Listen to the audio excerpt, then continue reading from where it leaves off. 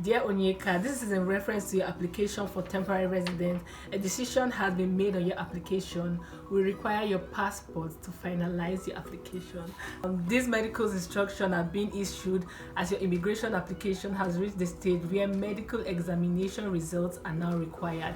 Now, mine was pretty fast, I must say.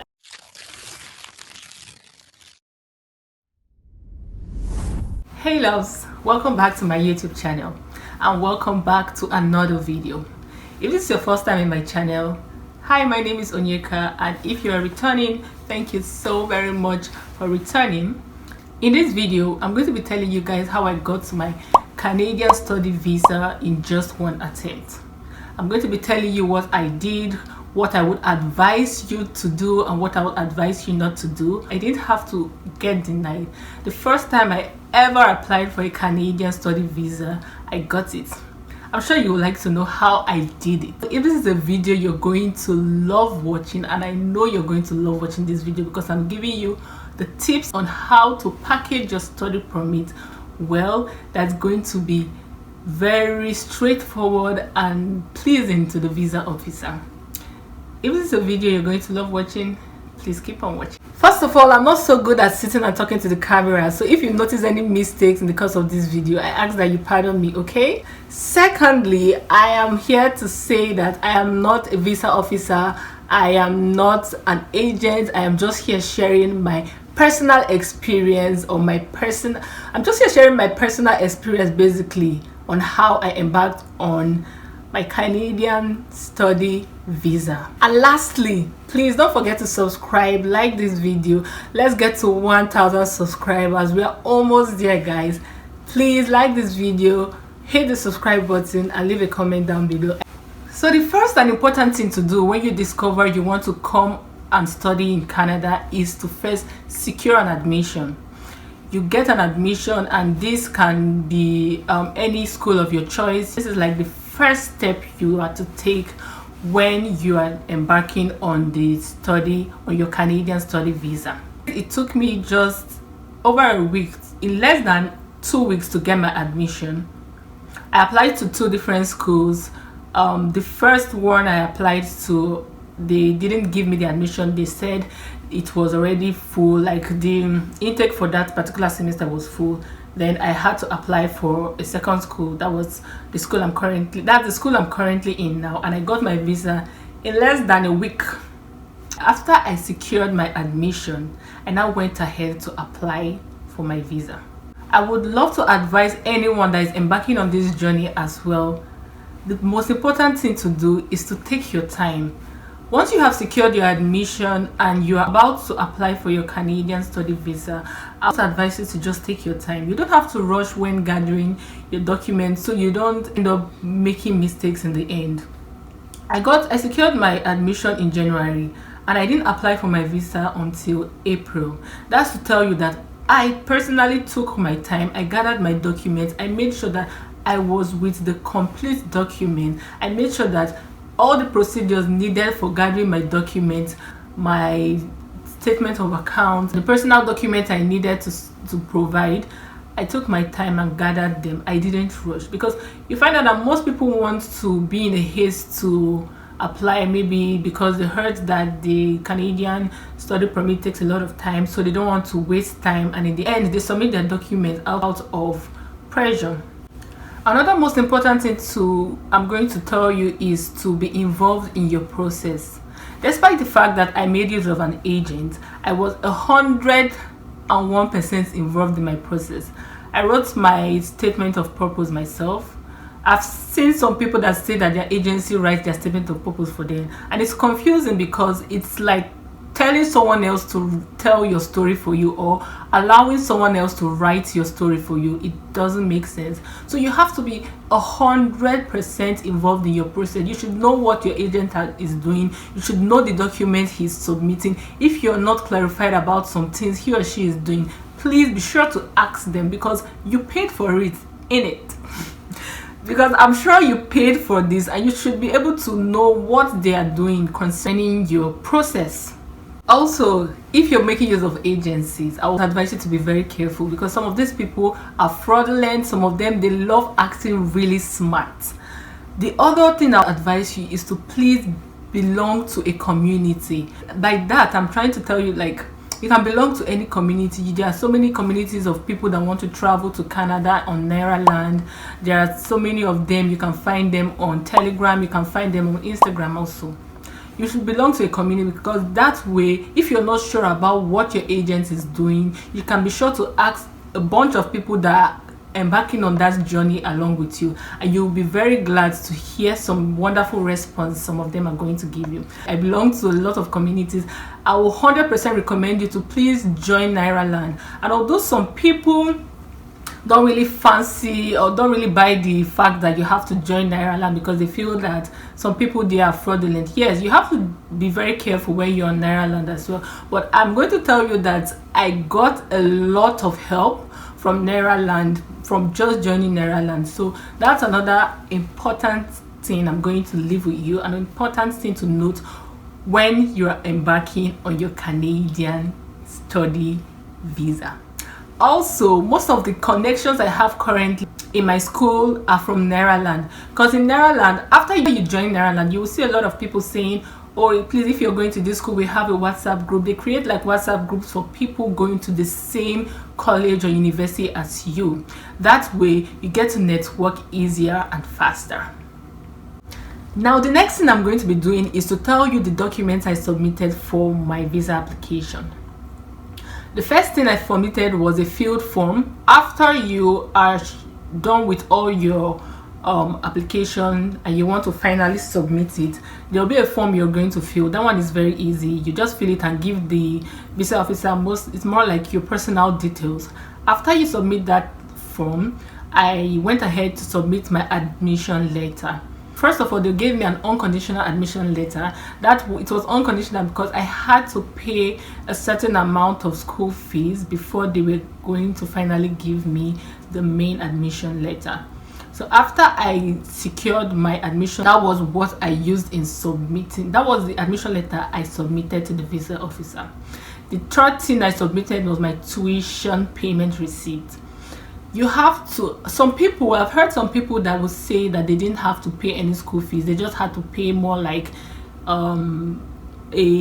just a very small amount of money to secure like the admission. But my school, you have to pay your first semester tuition first in order for you to secure the admission. So I paid my first semester tuition. After that, the next document I submitted was my bank statement. My bank statement, unlike the regular statement of accounts that was so bulky, my agent advised me that I submit my bank statement. It's called my bank statement. So how you can get this is by going to the bank and telling them that you want my bank statement and you want to use it for the application of your visa. So what the bank does is that they forward your statement of account. They don't have to be sending you all those ones that can be up to like 50 pages, 100 pages. So the bank forwards your statement of account direct to the Canadian embassy. I'm going to try and see if I can get a picture to leave just beside the screen to show you what my bank statement is. I'm going to highly recommend you use my bank statement because it's more genuine. To me, it comes off as more genuine, unlike the normal statement of account that just looks more bulky. And it's even better coming directly from the bank. I mean, the visa officer can also have that feeling of authenticity, knowing fully well that it's being forwarded directly from your bank to the embassy. I have a paper I'm reading from, so permit me if you see me looking down. So after I submitted my bank statement, I attached my statement of purpose. I wrote down over 2 pages of statement of purpose explaining to the visa officer why I want to come into Canada. I have a detailed statement of purpose. If you guys want me to read out my statement of purpose, of course I won't have to read all those private parts, but I can share my statement of purpose with you if you want me to, and also give you another detailed video on the key important things to note when writing your statement of purpose. If you want me to do that, you can leave the comment down below and I'll be sure to do that. In my statement of purpose, one important thing I want you to note when writing your statement of purpose is for you to be authentic, for you to be transparent. You don't have to give room for suspicions. For example, if this paper is white and you feel like the visa officer might be thinking this paper looks kind of red, because this Canadian study visa process, you don't do a one-on-one interview.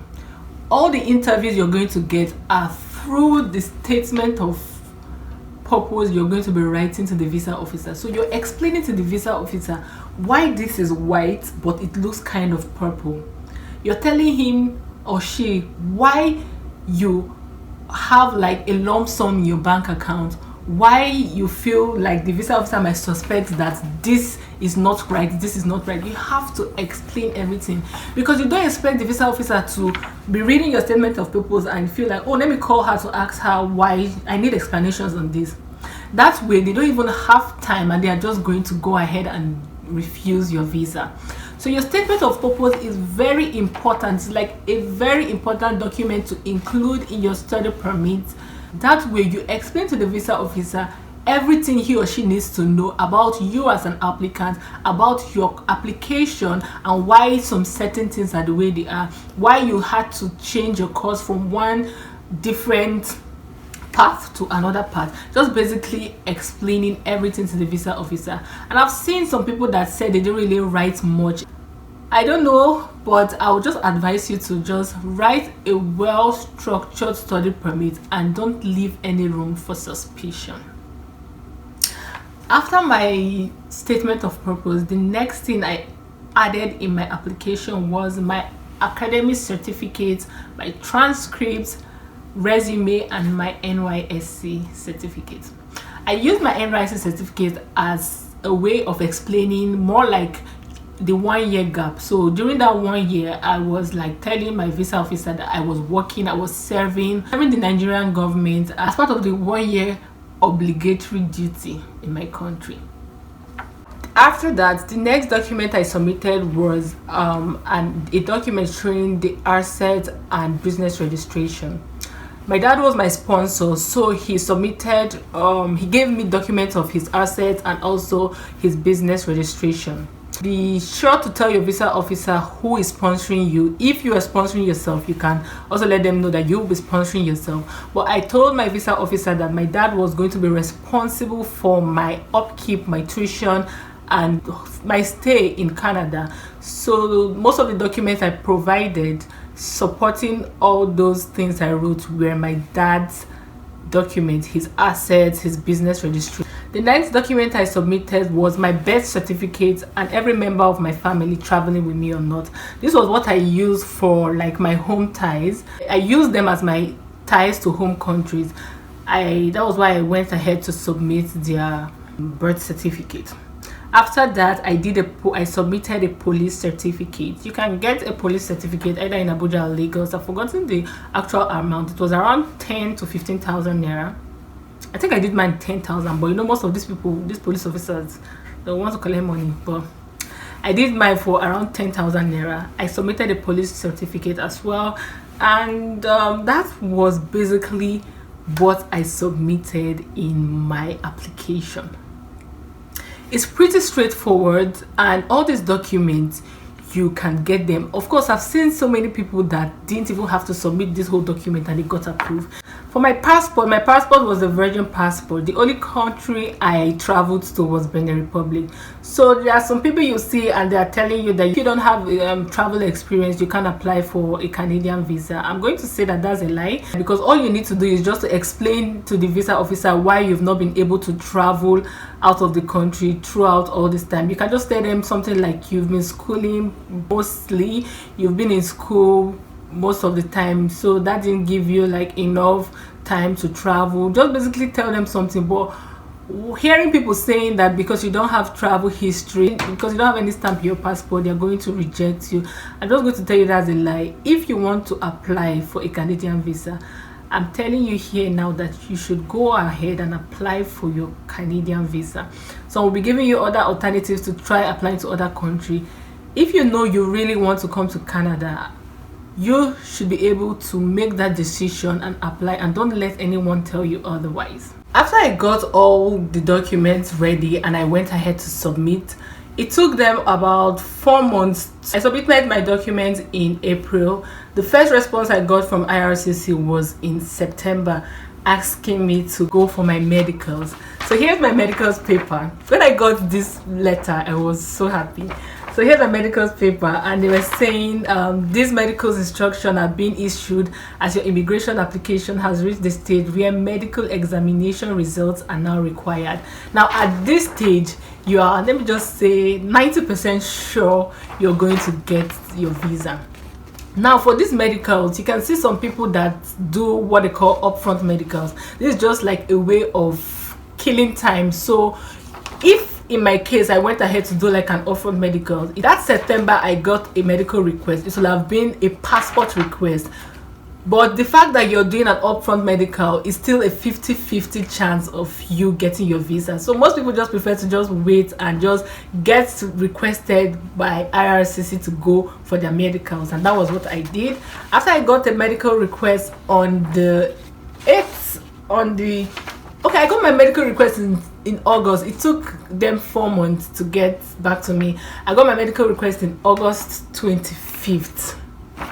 After I got my medical request in August, I went for my medicals on the 6th of September because I had already booked it ahead of time. At that time I was impatient. I wanted to just do it and get it over with. And before then, my faith worked. They called me and I went and booked, and I went for my medicals. After my medicals, 2 days later, I got a passport request. I got a request from IRCC 2 days later. Mine was pretty fast, I must say. Like, after I submitted my medicals, in just 2 days I got a letter from IRCC on the 10th of September asking me to bring my passport for stamping. And this is what they said: "Dear Onyeka, this is in reference to your application for temporary residence. A decision has been made on your application. We require your passport to finalize your application." That was when I knew that I was finally moving to Canada. So it took me 6 months to get my study visa. It took me 4 months, but I started my process in January, including my admission process, getting all my documents together, and finally getting a final decision. If you want to embark on a Canadian study visa, I will advise you to start 6 months before your resumption, just to make sure that you gather all your documents. And even if IRCC ends up wasting time, it won't affect your admission dates. In my case, I had to defer my admission once because the visa came in September and my school had already started like September 7th. Although I had the option of schooling online, but I didn't want to just go through all those stress of schooling online, so I just decided to defer my admission to January. So that was how I got my Canadian study visa, and I am finally in Canada. You can do this if you want to. The only thing you just need to do is put your heart to it, follow the instructions, and follow the right people. If you're using an agent, follow the right agent. If you're doing it yourself, there are 1001 videos on YouTube. If you want to process your Canadian study visa yourself, don't feel you can't do it. You can do it. Whatever you put your mind to achieve, you can achieve it. Welcome to my TED Talk. Thank you very much. We've come to the end of this video, and I will see you in my next video. Bye.